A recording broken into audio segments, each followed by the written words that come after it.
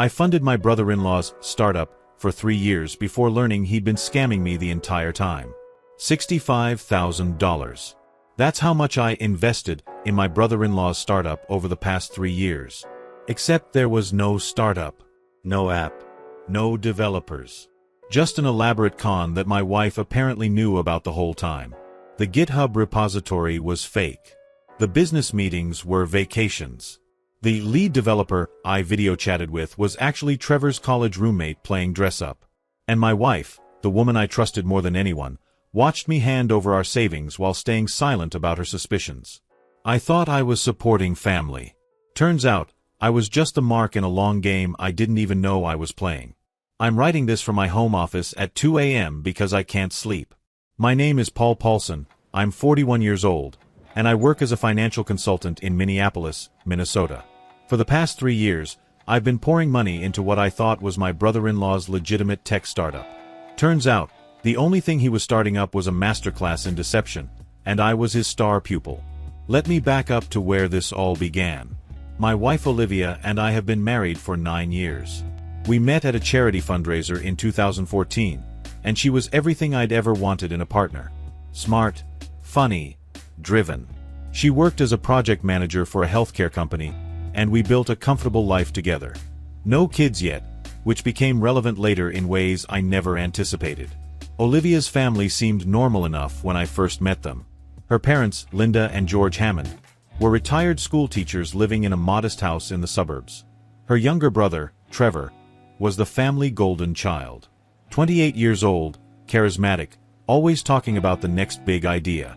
Trevor had dropped out of college twice, worked a string of sales jobs, and was constantly pitching business concepts that never quite materialized. But the family treated him like he was Steve Jobs waiting to happen. Every family dinner revolved around Trevor's latest scheme, his vision for disrupting whatever industry had caught his attention that week.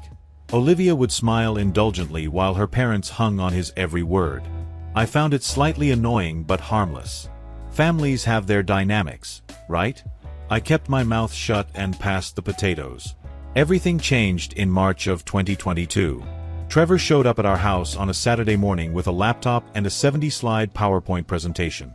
He'd been working on an app concept for the past 6 months, he said. A platform that would connect freelance tradespeople with homeowners who needed quick repairs. Like Uber, but for home maintenance. He called it Fix Flash. I'll admit, the pitch was polished. Trevor had clearly spent time researching the market, identifying pain points, outlining the revenue model. He had mock-ups of the app interface, testimonials from potential users he'd interviewed, even a projected timeline for development and launch. The kid could sell ice to penguins when he wanted to. The ask came at the end of the presentation. He needed $50,000 to get the app developed and launch a beta test in the Minneapolis area. He'd already talked to developers, lined up initial contractors to join the platform, and had a marketing strategy ready to go. All he needed was capital. His parents had already contributed $10,000 from their retirement savings. Olivia had offered to chip in $5,000 from her personal account. Trevor looked at me with those earnest eyes and asked if I'd be willing to invest the remaining $35,000. As a business partner, of course. He'd give me 20% equity in Fix Flash. I should have said no right then. I should have told him to seek proper venture capital or apply for a small business loan like everyone else. But Olivia squeezed my hand under the table, and I saw the hope in her eyes. Her baby brother was finally getting serious about his future. This could be the thing that turned his life around. And honestly, $35,000 wouldn't break us. We had healthy savings, no debt besides the mortgage, and both pulled in good incomes. If it failed, we'd recover. If it succeeded, we'd have invested in family. So I agreed, with conditions. I wanted quarterly financial reports, transparency about how the money was being spent, and a formal operating agreement outlining everyone's equity stakes.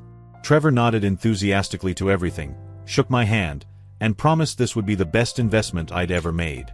The first few months felt legitimate. Trevor sent me updates every few weeks. The developers were making progress. He'd hired a freelance designer for the logo and branding. He was meeting with potential contractors to onboard onto the platform. He even showed me the developer's GitHub repository where I could see code commits happening regularly. I'm not a programmer myself, but the activity looked real. Olivia was thrilled. Family dinners became celebrations of Trevor's progress. Linda would ask detailed questions about user interface decisions. George would offer suggestions about which neighborhoods to target first for marketing. I started to feel guilty for my initial skepticism.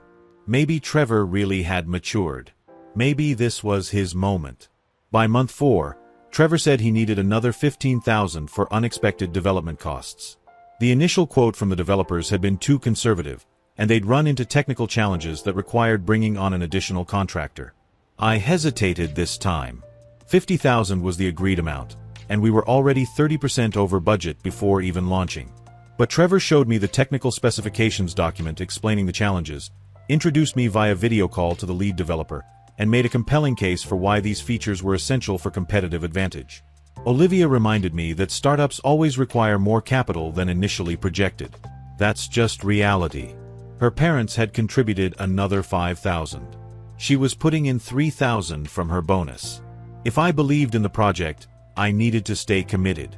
So I transferred another $15,000, bringing my total investment to $50,000. Launch day was scheduled for November 2022. Trevor had been posting teasers on social media, building anticipation in local community groups, reaching out to press contacts about covering the story. Olivia and I hosted a small launch party at our house for family and close friends. Trevor gave a speech about believing in your dreams and thanking everyone who'd supported him along the way. He'd printed business cards. He'd ordered Fix Flash branded t-shirts for the team. At midnight, the app was supposed to go live in the Apple and Google Play stores. We all counted down together, phones ready to download and be the first users. Midnight came and went. No app. Trevor fumbled with his laptop, saying there must be a delay with the App Store approval process. These things happen. Everyone went home around 1 a.m., disappointed but understanding. Technical glitches are normal for launches, right? The app would probably be available in the morning. Except it wasn't available in the morning. Or the next day. Or the day after that. Trevor kept saying the developers were troubleshooting issues with the submission, that Apple's review process was more stringent than expected, that there were back-end server problems that needed resolving first. Each excuse sounded plausible enough individually, but together they started forming a pattern that made my stomach turn. 2 weeks after the failed launch, I asked Trevor for a detailed explanation and a revised timeline. He got defensive, said I was micromanaging, that this kind of pressure was exactly what stifles innovation. Olivia took his side, reminding me that I'd agreed to be a silent partner, not an active manager. I was suffocating her brother with my constant demands for updates. I backed off, but I couldn't shake the feeling that something was wrong. I started doing some investigating on my own. The developer Trevor had introduced me to via video call. His LinkedIn profile seemed legitimate, but when I looked closer, he only had about 15 connections and no work history before 2021. The company he claimed to work for had a website that looked like it had been thrown together in an afternoon. No client testimonials, no portfolio of previous projects, just generic stock photos and buzzword-filled descriptions of services. I tried accessing the GitHub repository Trevor had shown me months earlier. The link no longer worked. When I asked Trevor about it, he said they'd moved to a private repository for security reasons now that they were closer to launch. Made sense, except he never sent me the new link despite promising to do so multiple times. Christmas 2022 came and went with no app launch. Trevor assured everyone it would happen in January. Then February. Then March. The excuses kept evolving. Now it was about securing proper insurance for the contractors on the platform. Now it was about finalizing partnerships with payment processors. Now it was about beta testing revealing issues that needed addressing before public release. Each month, there was a new reason for delay, and each month, I felt stupider for continuing to believe him. In April 2023, Trevor said he needed another $20,000. The developers had built the entire platform but required payment before releasing the final code. He was short on funds after covering operational expenses for the past year. This was the final push before launch, he promised.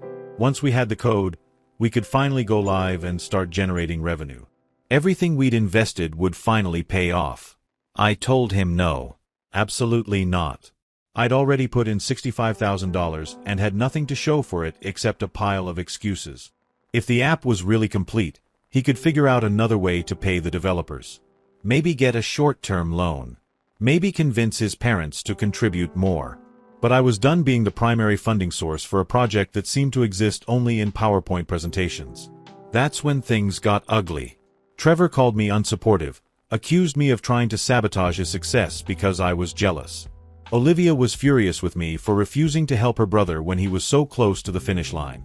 Linda and George stopped speaking to me at family gatherings, treating me like I'd betrayed their son. I was the villain for having the audacity to expect results after investing $65,000 over a year. The family closed ranks around Trevor, and I found myself on the outside looking in. Olivia started sleeping in the guest room. We'd have arguments that lasted hours, always circling back to my lack of faith in her family, my controlling nature, my inability to understand that success takes time and patience. I felt like I was losing my mind. Was I being unreasonable? Was I expecting too much? These doubts plagued me constantly, especially when I'd see Olivia's disappointed face across the dinner table. But then I'd remember that I'd invested $65,000 into a business that had produced absolutely nothing tangible. No app, no revenue, no users, not even a functioning prototype I could test. Just excuses and delays and requests for more money. That's when I decided to hire a private investigator.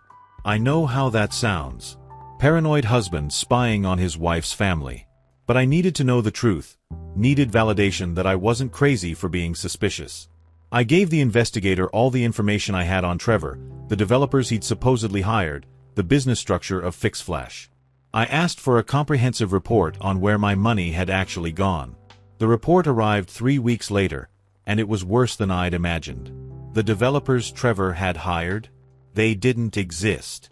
The lead developer I'd video chatted with was actually Trevor's college roommate from his first dropout stint, an aspiring actor who'd been paid to play the role.